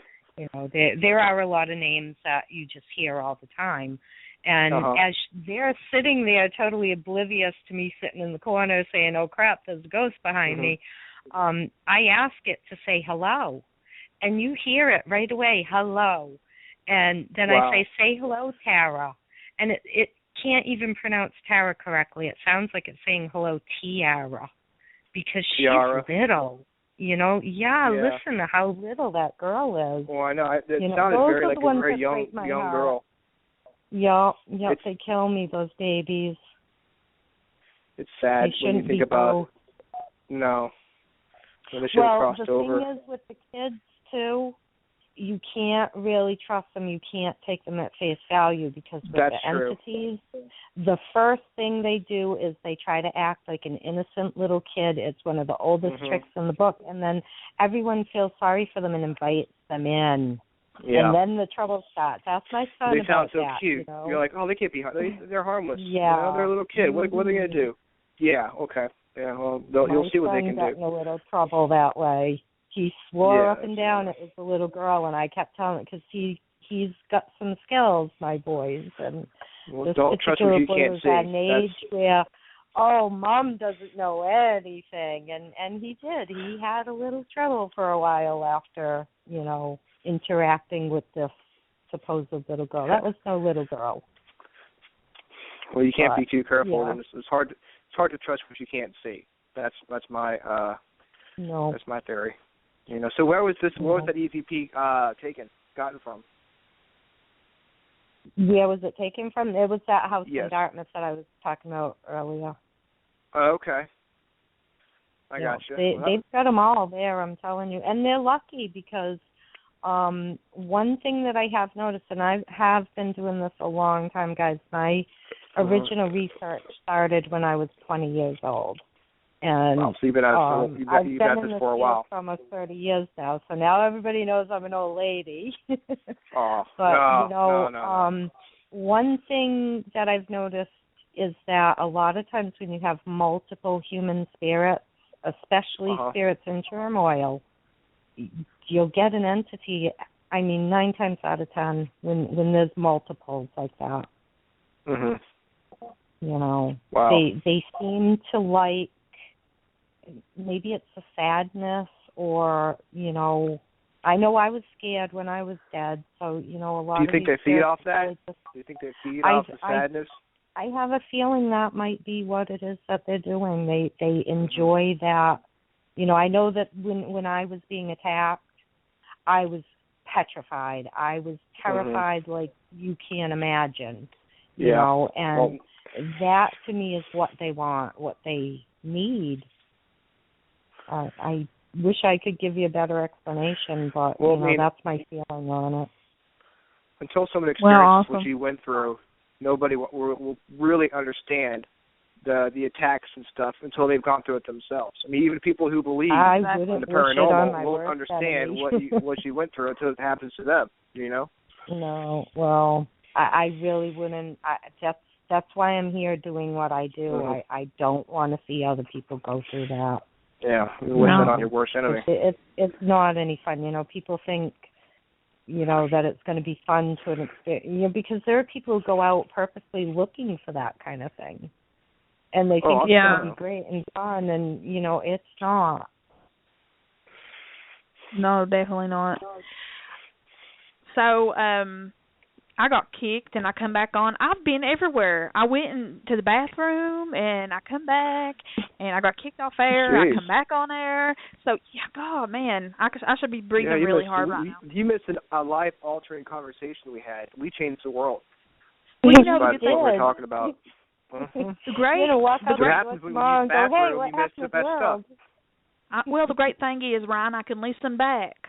Hey. Yes, you can. Listen to our pearls of wisdom. Exactly. So, our next EVP I'm going to play is He's Really Sweet. Oh, that's nasty. Yeah, there's no light when you reverse it.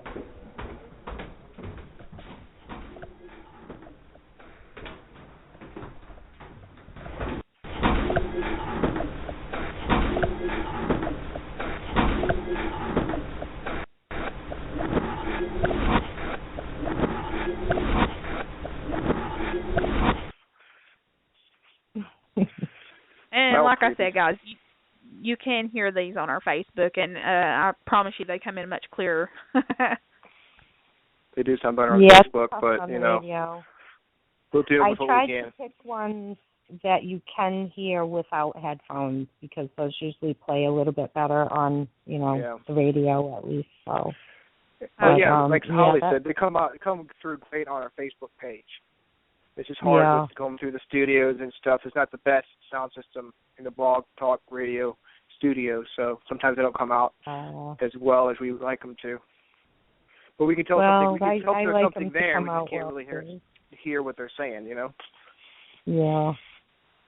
Well, that one says He's Really Sweet when you play it forward, and then when you play it in reverse, it says We Will See You Soon. I kind of take that as a threat. Well, maybe they just they'll miss you. See you soon. Bye. Take care. Love you. Bye. That's not usually how it works out. That's funny. Y'all come back now. You hear? Stuff like that. You know?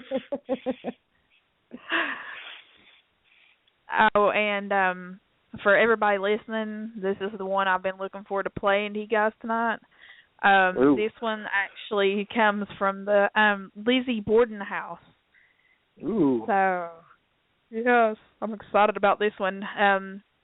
I'll play it. I ain't going to say what it says, but I'll play it first.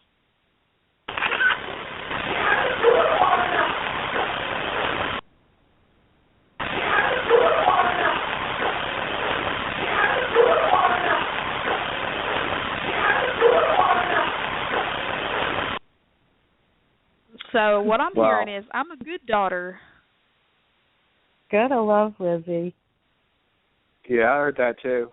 I heard the daughter part. The first part I couldn't make out on the phone. I haven't listened to that one yet myself on Facebook, but I heard the daughter part. Oh, you'll love it. Yeah, I heard it. I'm a good daughter. Oh, yeah, I hear it plain as day. That's kick-ass. Yeah. So, keep telling yourself that, Lizzie. Yeah, you don't want to get Lizzie on your bad side. Sure. You know, I have a question for you. What made you decide to play the EVPs backwards? Because not a lot of people do that. Every now and then they just didn't make any sense. And sometimes it's my boyfriend who's actually on the team going, hey, you know, that one's weird. Why don't you play that one in reverse? And it's like, oh, crap. You know, there have been some where it's like, you know, pack your bags and leave now. But, you know, it's just fascinating because there are times when you're just barely making out what it says forward. And then you turn it around backwards and it's clear as day. It's actually clearer in reverse than it is forward. And, they have that whole theory where if you record a person talking and then play it in reverse, what they really meant when they were saying something is what you're going to hear. Well, sometimes these things are kind of threatening when you reverse them. So is that really what they mean? And, I do tend to look at that as more negative when they do reverse because, 9 times out of 10 when I get something that I consider an actual EVP clip, they don't reverse. They're garbled backwards. And I've tried, even like the Good Daughter one, because the Good Daughter does actually reverse into my daughter was raped. And it's still female. It still has a Victorian accent. And she's almost screaming, and it does sound a little bit clearer than I'm a good daughter. So who's talking here? And which do you mean? I'm a good daughter or my daughter was raped? And how do you get daughter to turn around and be the same word? That's weird. It's not the same sound backwards. It starts with an R backwards. Rit-dot or whatever, Todd, or I don't know, was it Ritod? I can't say daughter backwards, but it doesn't sound like daughter. It's not daughter backwards. I know that. But, well, it's definitely interesting. It's more ways, I guess, of experimenting, because we do always try. We've got background radiation detectors now. I love, I'm going to steal it from him, I swear. Mark Pacheco, he's on the team. He does a lot of just looking out for our tech needs. And he's usually lead investigator. I call him our lead investigator. This EMF detector that he has is made in Russia by a company called Soaks, SOEKS. And they're a little pricey. They can, get up to a couple $100, but you get so much more out of this little device than the average EMF with the needle. Because we implement the natural tri-fields and man-made tri-field meters and a few other little, electronic EMF meters out there too. But this one gives you which axis, X, Y, or Z, which direction the field is coming from. For one, it has a beautiful little lit-up display where you can see how high the reading is. And every time you get a reading, you get beep, beep, beep, beep, beep. It's alarming, and it's giving you a number reading rather than with the tri-fields. What I hate about them is some of them do actually have alarms. So, your EMF goes off. By the time you get over there to look at it and see what the reading was, the needle's already back down to 0. Oh, yeah. So, turning the EVPs around to see what and if they do say anything backwards is just kind of another way of implementing things to see what we're getting, because that's how we're going to learn. We keep experimenting. We keep, trying new things. That's why it's good for different teams to work with each other, and sometimes how you implement something might make sense to someone else, or how they're implementing something might make sense to you. And the big picture is we get a little bit more forward. Yeah, it's always a learning experience, teaching each other new things, new ways of doing stuff, and learning from each other. Paranormal unity, as they say. Exactly. And that is true paranormal unity. A lot of people talk about paranormal unity, but they don't utilize it. They just use it as a way to look good, to be honest. Hard. That particular clip that you just played, the Lizzie Borden clip, that thing has been on TV probably 7 or 8 times. I wasn't involved once. The only people who actually know that that's actually my clip are probably the people who bought Dead Whispers and heard the actual story of how it was recorded. That's part of why teams are leery, and that's not the first time little things have happened. there was a team, and they're completely gone. They were sued by property owners. They were sued by TAPS for claiming to be TAPS family members. They were in my area and, you know, invited Whaling City Ghosts to go on one of their investigations. And, you know, we're always willing to, you know, do stuff like that. Well, we were trespassing because they didn't have proper permission that night. Thank you very much. We're lucky we didn't get in trouble. You know, because we were forthcoming, because I'm like, no way, I don't do this trespassing thing at all. Exactly. You know, the night that we were there with them, not only did I get great audio, which just seems to be my thing, and that night I caught beautiful apparition pictures, like actually moving across a hallway. You can see its arms swinging and everything with my camera. And the next thing I know, that stuff is on their website. Do they mention Whaling City Ghosts, or we did, you know, because if I had the same situation, and that's where I think, you know, that unity is getting separated, because there are people out there who are like us. They want to share, they want to learn, they want to move the field forward.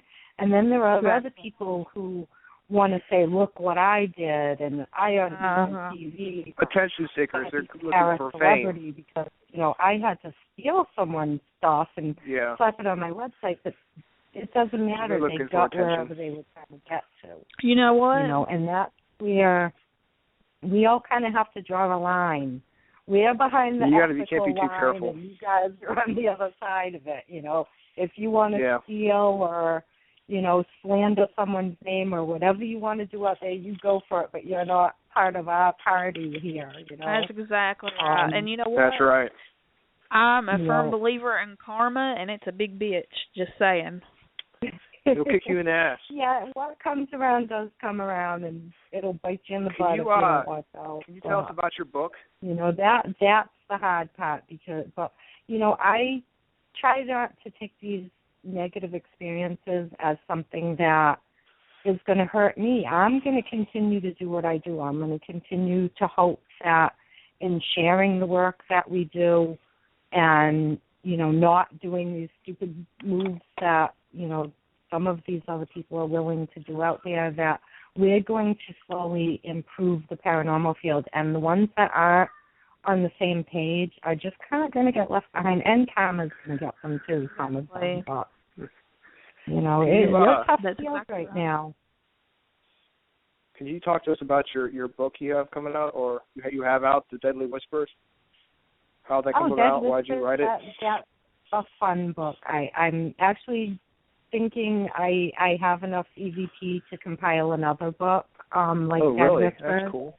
But it's kind of a love for my team, because we go out there, we have great investigations, we picked up some great audio. The book itself is $19.99, and it comes with a CD with there's like 96 or 97 audio clips. Wow. Lizzie Borden House is included, and quite a few investigations we've done around here, including Salem, Mass, of course, the Witch City, you know, some of the houses that I've spoken of, investigation that took place here in my house after we had gone to the Profile Rock site that I spoke of earlier, and there's some clips of that entity talking. He's not a nice guy. But I think it's a fun book. I wanted you to read it and kind of feel like you were able to experience the haunts through the EVPs. That's awesome. That's cool. So, yeah, what I'm doing right now, too, if anybody's interested or has somebody on their Christmas list, is if you go to Whaling City Ghosts and friend us and want to get the book, you know, send me a message. I'm actually selling them for $15 signed, plus shipping, of course, you know, for Christmas. As that sounds like a great you Christmas get present. Off. So, but, you know, I'm hoping that people enjoy it, and that it's a different, you know, interactive experience rather than just reading about someone's experiences. You can read and hear the things that I experience, and jump out of your chair at the screamer like I did, because I was not expecting that. I'm just sitting there, interactive like that. Listening to my audio, and suddenly these blood-curdling screams. I did literally, fall out of my chair and rip the speakers off my head, Whoa. Oh, yeah. Wow. I've had that happen before. Oh, let me tell you, I'm the one that goes over all of our audio, and I love it. I love, I've gotten the ear for it, and when you don't expect it, because when you're in the field, you don't hear it with your negative. Most of the time, you don't hear it, but you come across that piece of evidence, that audio that just blows you away. I mean, there's nothing like it. But Luann, I also wanted to, we want to talk about any of the upcoming events you're getting ready to have, because the show is, she just dropped. Well, call back, Luann. Holla. Uh-oh. Then you pissed her off? What are you doing? Jeez. We finally pissed off the guest. Call us back, Luann. We're sorry. She won't do it again. She promises. Call me. I'm going to be like Herbert. Call me. Call me. Call me. Well, I do declare. Luann, call me. Baby. Woo. So that was fun. Hopefully she calls back. She was an awesome guest. Yeah. Definitely. She needs to call us back so we can have her end up the show here. But exactly. While call we're us back so we can hang up on her again. Just kidding. While we're waiting on her to get back to us, I wanted to. There she is, actually. Let me go ahead and put her back on. All right, put her back on. Hey, girl. Hey, we thought we pissed you off. We thought Holly pissed you off. Yeah, I hung up. Damn you. No. The spirits are messing with us again. If you've heard some of the names that some of the nasty ghosts have called me, you'd know I'm not that easy to piss off. Oh, yeah, right. I've been called quite a few things too, Luann, so I know. I've been called a stalker one time. That was fun. I'm kind of horror. See, we ghost spirits love us. You know, I know, right? They're just, jeez. Oh, we'll have to get down to Virginia and do an investigation sometime. Oh, yeah, we have plenty of haunted locations down here. Up here. Oh, yeah. We're going to have to get together. Yeah. Luann, we wanted you to have the opportunity to talk about some of your upcoming events, what you're going to be up to, how people can get in contact with you, and I know Facebook is one of them, Welland City Ghost. You can look them up on Facebook, but I'll hand it over to you, Luann. Okay. We also have WellingCityGhost.org. I have been also doing some of the Bridgewater Triangle documentary showings. So keep an eye on that there at BridgewaterTriangleDocumentary.com. Because that's a great movie if you're interested in that whole Bridgewater Triangle. You want to see their documentary because they were very unbiased about how they put that movie together. And I believe if you go to the site, you can stream it online or also purchase the DVDs. So a shout out for them, kind of. And I'm mostly around New Bedford. I do, travel to events, and I do put them up on our event page on Welland City Ghosts, which I actually have to update that as we speak. You made me remember. It's tough being the founder. I'm telling you, I got to do everything. I know, right? No, actually, they work hard. They really do. That's awesome. So big shout out for your team tonight, too, because I know you gave them props all through the night, and it sounds like you guys have a tight bond for sure. You know, it's funny. I don't know how founders out there have these gigantic, 30, 40, 50, 60 member teams. I would do not. How do you keep track of all that? Jeez, that's tough to do. Jeez. I know. It's tough because how do you even choose who to bring out with you? You know, when you've got that many. Well, listen, when you have a team of, you know, our team, I think we have 6 members, and you know, we have members that come and go, but once you've been in it long enough, you want people that you can trust. You want people that you are bonded with, people who have the same intentions of being in the paranormal field that you have. Definitely. So, you've got to bring these people into other people's homes and know, exactly, you know, that these people are going to be safe from your people. Yeah, right. That's a big issue, because I've seen like news about things happening in the paranormal that, you know, my jaw just drops to the floor, like that the people that burned down the plantation down south. Oh yeah.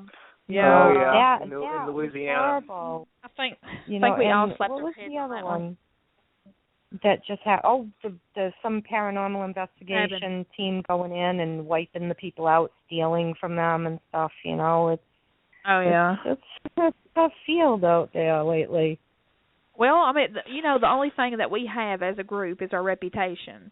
You know, and if people are already worried about us coming in the first place, because they're worried about, most of them worried about being called crazy, or people even finding out that they've had a paranormal investigation team in their home.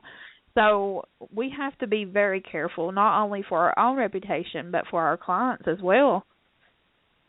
Yeah. You know, what is the most commonly said thing that a homeowner says to a paranormal team? You might think I'm crazy. Yep, exactly. I get that a lot. But I'm going to cut off real quick, because I want to make sure that we get to tell everybody bye, and because we're getting ready to be cut off. But Luann, thank you so much for coming on with us, and we'd love to have you back on the show thank you anytime. So much. Oh, anytime, you guys. I had a great time. It was freaking awesome. Yeah, there we go. Yes, freaking awesome. And you can stay online with us. We'll just be going into archives when this ends. And I want to give a shout-out to all of our listeners tonight. I hope you've enjoyed it, and I hope you continue to listen to us. Our shows are mix-ups. We have guests sometimes. We talk about supernatural news. Sometimes we just bullshit and, you know, have fun. But that's what, you know, we get serious, and sometimes we like to have fun. We love the freak army. Life is serious enough. We should be having freaking fun. That's exactly right. Let all the other shit be serious. We'll have fun. Woo! Be like me. Be naked and free. Woohoo! That's right. Oh, I got to put my clothes back on. The show's over. Crap. All right. Let me put my pants back on here. Oh, yeah. Woo! That's so funny. It was born too late to be a hippie, though. It's funny. Put my Speedo back on. It's funny because some of my friends, they like to call me hippie, and I'm like, that's right, because I'm like all love and free, and that's right. Everybody love one another. I'm like, what do you want to call me? Somebody gave me a hippie name. Smile on your brother. That's so damn hippie. But I agree. Oh, that's okay. You know, if everybody thought like us, we'd all be happy motherfuckers. We would be. Motherfuckers. You know, because how about there just be one some thing fatherfuckers that's wrong too? with the world. You know, everybody's just people say so mad. Yeah, no, there's never a motherfucker. That's very sexist right there. Sorry, I get in trouble for saying motherfucker. I have a 3-year-old in the home who repeats everything. Oh Lord. Well, I have a 12, 10, and 8-year-old, and they know better to repeat it. But I know how 3-year-olds are. Mine's turned around and accidentally said it, and you know what? They don't know. And mine got to the age where they accidentally say like shit or something, and they start crying and looking at me like they just, you know, burned down the house. They're ready for their beating. I'm about to get whooped. I'm sorry, Mom. But we do. You're right. I mean, that's even like when we're on investigations too. I mean, you know, I think we've talked about it on here before. I've talked to it with some of my fellow investigators that, you know, you have to let get loose and set them good intentions and just be calm, and there's a time for seriousness and there's a time to have fun and let loose. And spirits really do know that shit. I mean, hell, they know your name before you even come to the house, Well, I think if you're more loose with yourself, you get more activity because the spirits feel more comfortable. Like I was talking about your team, Luann, they have the family atmosphere that they feel comfortable coming to you and talking and saying, "Hey, these people are all right. I'm not scary at all." Well, I think we've also got like the routine down too. We come in, we set up, we kind of let them know that they're perfectly welcome to talk with us if they want. We tell them about our equipment, things like that. One thing that just happened that I love talking about, that new EMF detector. We were in a place at the historic fort, and Mark Pacheco is actually a soldier in the National Guard. So he stood up and he's holding the meter and he's like, "Soldiers, fall in on me." And immediately that detector started going off. It was just great, It's things like that, and we just, and as that's happening, he's like, "Luann, get over here with the other meter," and it's like we just so fit well, all of us. It's like if you're in sync. One of us is having one thing happen, the other one's rush, and the meters and the temperature gauges and thermometers, and we just kind of we've been working together a long time. And I think that's what a lot of teams lack. They don't understand. I think you do need some intimacy in this kind of field. Like I said before, we're dealing with a tough subject. Death isn't something that even dead people like to talk about, as evidenced by Dick. So that I think, more teams, rather than being bigger, get a little more intimate, get smaller, I think what they find tough, though, is gathering all that equipment, but like I say, Wheeling City Ghosts has been together 11 years this year, and we're still gathering equipment because new stuff comes out every day. That's something that we all kind of work on because we're not a nonprofit. We supply all of our own equipment and fund everything ourselves pretty much. So it does. We have a huge arsenal of equipment, but it took us 11 years to get there too. It takes time for sure. And I think that's part of why they go big. They think they're going to get more equipment. But more isn't always better. Well, let me tell you. First of all, I don't even see, talking about keeping up with the team members. I think a lot of people's issues as far as being founders or co-founders of the teams is people are a little bit too they feel bad, if somebody asks to join the team, they feel bad. They want people to be able to experience it too. And I've encountered people like this before, helping other teams, found teams, and I have to stress to them, you have to be really particular about the people that you bring in on your team. It just can't be anyone because, they might come off as a good person, but to fit in on your team and to be in that what I want to say, to be in that, and, to be in that spiritual mindset because, people might not think it, but you might be the tech guy on somebody's team or whatever, but any tech guy listening to this knows that you still have to have that spiritual, just in touch with what you're doing. And it's just not about playing with equipment or plugging in something. It's having that spiritual awareness and just, I don't know, respect.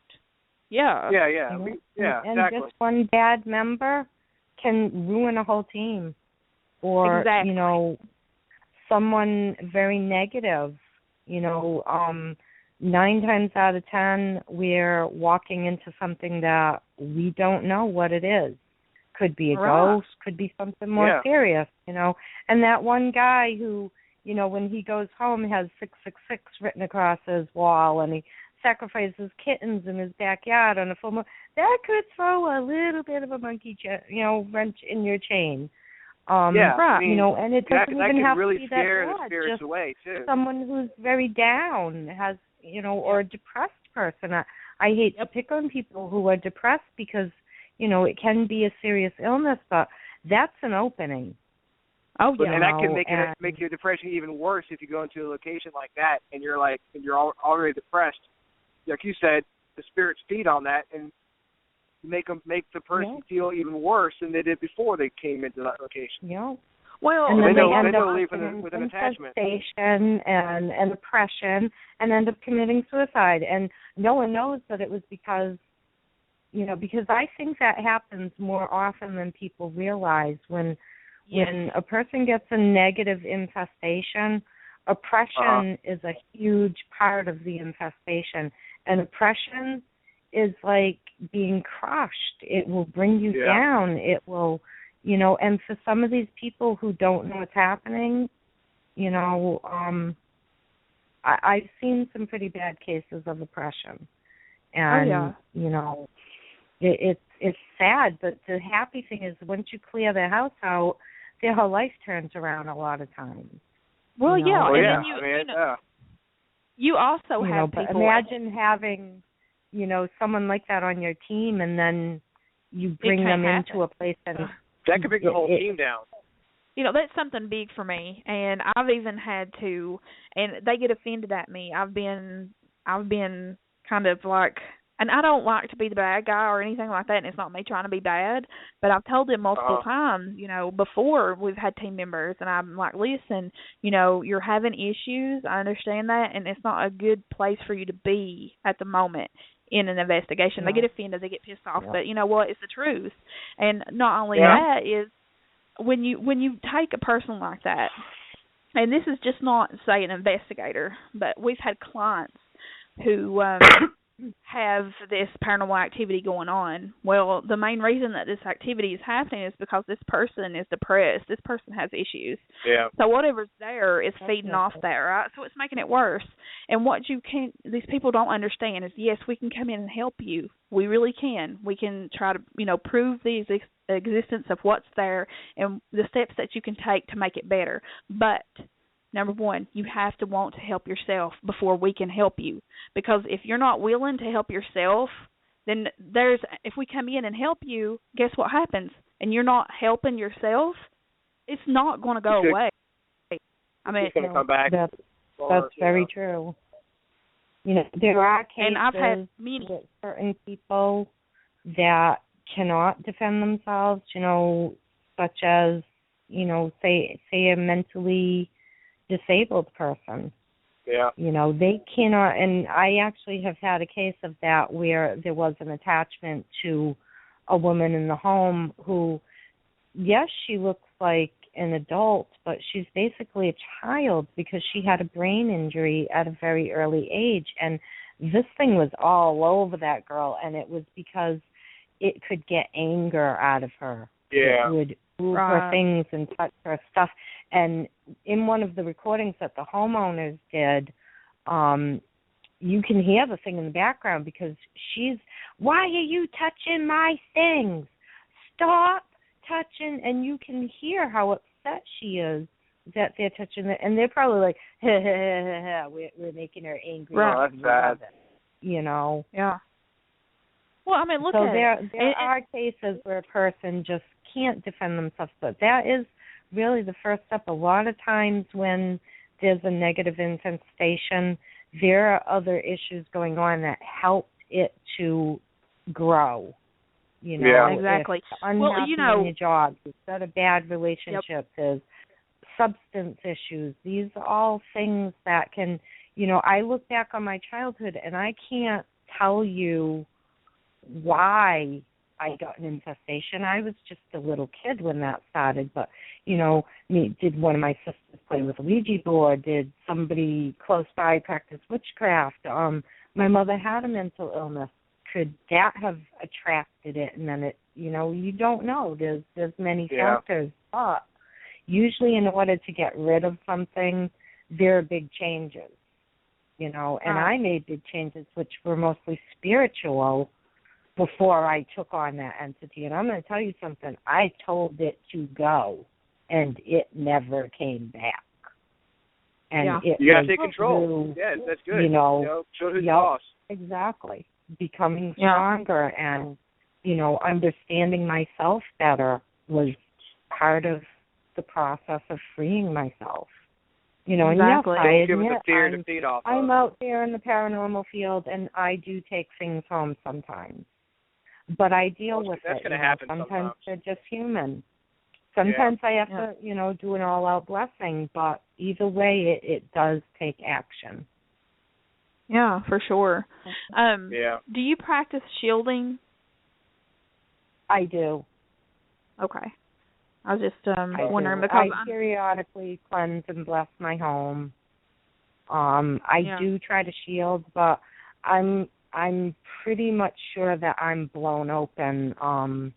I think that with my spine, my cervical bones are connected all together. So my spinal cord actually has to thin down to make it through there. Places where nerves would normally exit are closed to my nerves, so they had to find other ways. The human body is amazing. You know, I've learned all of this through years of MRIs of my spine. So, you know, think about that. A nerve has to actually exit someplace where it's not supposed to.